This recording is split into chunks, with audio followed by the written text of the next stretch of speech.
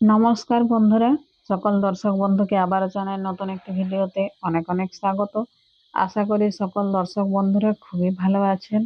বন্ধুরা, আজকে আমি একটি পলাশ বাগানে এসেছি।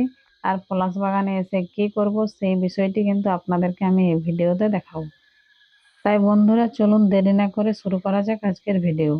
এই যে দেখুন বন্ধুরা, আমি যে পলাশ বাগানের দিকে এসেছি, সেই পলাশ বাগানের কাছেই কিন্তু রয়েছে অনেক খেজুর গাছ, তাল গাছ, নিম গাছ, অর্জুন গাছ, আরও অন্যান্য অনেক গাছ। এইসব গাছগুলির পাতাগুলি কিন্তু মানুষজন জ্বালানি হিসাবে ব্যবহার করে থাকে।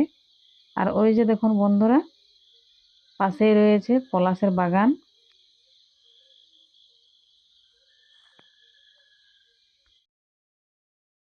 এই যে দেখুন বন্ধুরা, আমি পলাশ বাগানে এসে গেছি। আর পলাশ বাগান থেকে আজকে কিন্তু আমি পলাশের বীজ সংগ্রহ করব। আর এই পলাশের বীজগুলি সংগ্রহ করে আমি আমাদের ক্ষেতের চারিদিকে লাগিয়ে দেবো, কেননা আমাদের গ্রামের দিকে পলাশ গাছের সংখ্যা কিন্তু খুবই কম বন্ধুরা। এই যে দেখুন, পলাশ ফল ছিঁড়তে ছিঁড়তেই কিন্তু পলাশ ফলের ভিতর থেকে বেরিয়ে এলো পলাশের বীজ।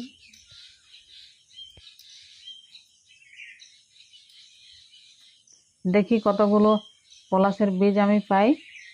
এখানে আমি দুটো পেলাম পলাশ গাছের বীজ।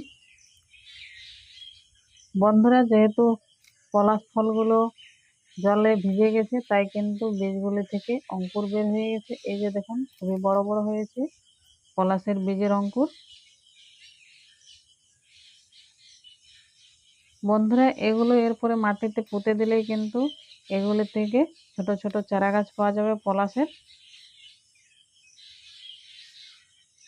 গ্রামের মানুষজন পলাশ গাছের কাঠ জ্বালানি হিসাবে ব্যবহার করে থাকে। আবার পলাশ গাছের ফুলও কিন্তু খুব সুন্দর।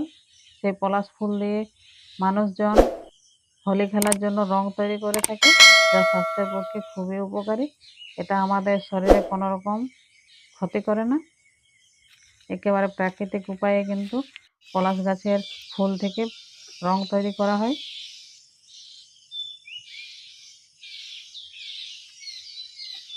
আর এই যে দেখছেন বন্ধুরা, পাশেই কিন্তু পলাশ গাছের বীজ থেকে অনেক চারা বের হয়ে গেছে। তাই মনে হয় আমি বেশি পলাশের বীজ পাবো না।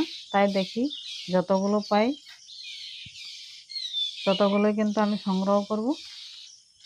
এই যে দেখুন বন্ধুরা, কিছুগুলো পেলাম। মাঝে মধ্যে বৃষ্টির কারণে কিন্তু বীজগুলি ভিজে সেগুলির থেকে নতুন নতুন চারা গাছ উৎপন্ন হয়েছে।